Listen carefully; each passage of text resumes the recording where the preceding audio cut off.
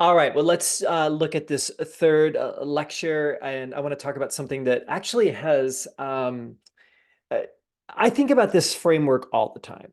As a matter of fact, it really shapes the way I think about my writing and my research and actually my ministry as well. So I hope that this will be interesting to you as we talk about this idea of what is a sociological imagination as we think about emerging adult ministry. So Christian Smith, Smith and Snell, in their book Souls in Transition, which is a little bit older now, but it's still considered one of the crucial sociological and research pieces on adolescents and emerging adults and spirituality.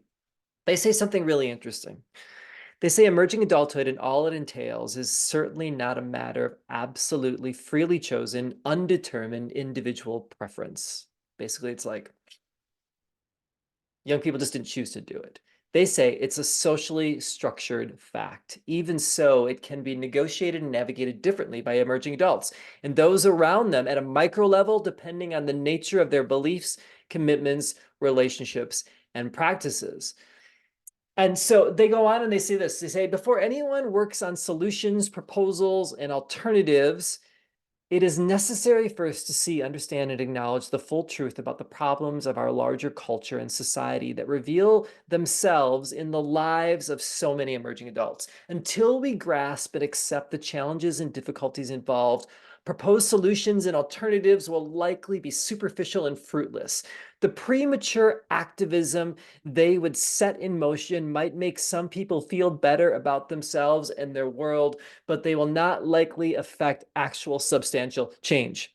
Okay, so this is where you could like pause the video and read this again, but like Smith and Snell are throwing down here. They're like, look, you can make yourself feel good.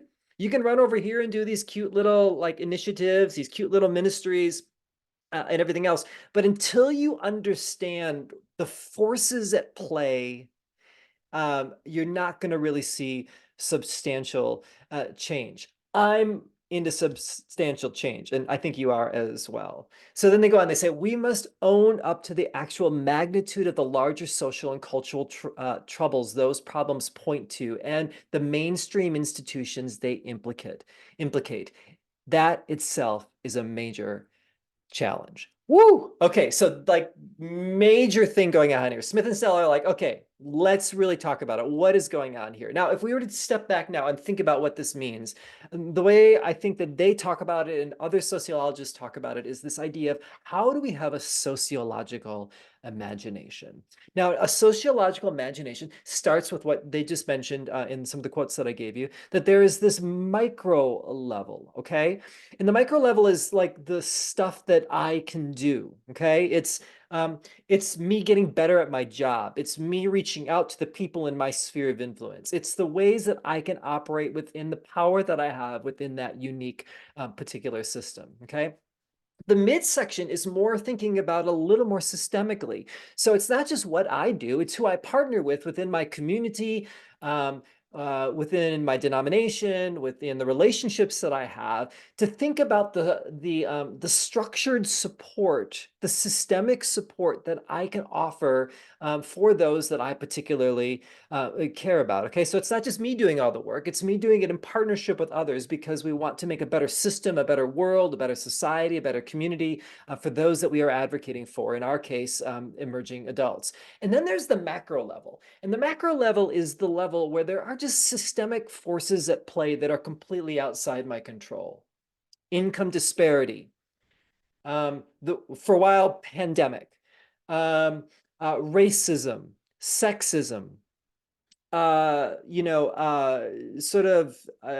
political discourse, whatever it might be, right? There are forces at play that impact and shape the way that people are impacted that we have to be aware of. We aren't necessarily going to change that, but it's something that we can pay attention to, which is really, really crucial. So when we think about advocating for emerging adults or we think about ministry, all these things need to be kept in mind. Now, let's just think about this in another way. Let's put it in more practical terms. The micro is, again, ministry, right? It's the work that I do where I try to get better at my job to make a difference in the spaces that have been entrusted to me. The mid is going to be partnerships. Okay, so who do I partner with in order to make that better? So let me give you an example of this. When I was doing ministry back in Grand Rapids, I was thinking about emerging adulthood. And one of the things that I did is I went and I had lunch with all the chaplains of all the colleges within the West Michigan sphere. And I basically said to them, okay, so here's the deal. Um, you have students that go to my church, and I have church people that go to your school. How do we work together to support them and their spiritual formation and any other support that they need, where we actually are doing that together, right? Instead of me having an event on Wednesday night and you having an event on Wednesday night where they have to decide, how do we just leverage the best of each other? So I would ask these chaplains, like, so what do you need from me? As a pastor in this community that cares about the college students that you have who are also in my church, like what do you need from me? You know, and here's what I could use from you, right? Like if we work together, we can create a sense of partnership where there is all of a sudden the system of care rather than us just doing our individualistic things. Quite frankly, that's the sign to me of a really good leader.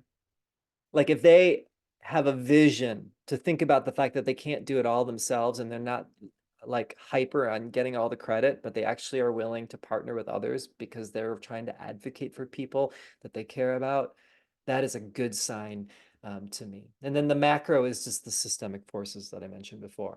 Am I aware of what's going on?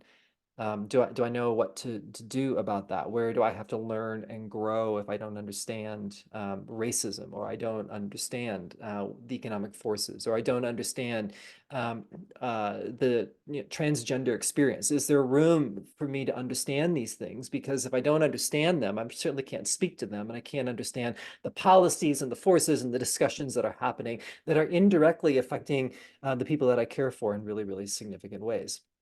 So when we think about this sociological imagination, we might just have to ask ourselves, like, how might your view transform your ministry approach to those navigating emerging adulthood? What can I directly address? What must I look at systemically?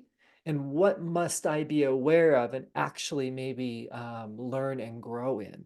This is the work that we have to do as leaders who want to advocate for emerging adults. We can't just kind of go, I'm going to do my thing and I'm going to meet with a couple of emerging adults and that be it. That's great, but it's not enough. We have to ask ourselves these deeper and more profound questions, because when we do that, we begin to take into account the totality of the challenge before us, and then we begin to understand our ways to actually bring about measurable change, which is crucial for this whole process. So I hope that's helpful and maybe a little inspirational. I hope that you think about these lenses as you think about your writing and the work that you do, because I think it makes a difference in the ways that we actually frame and think about ministry with and for emerging adults. Thanks. Peace.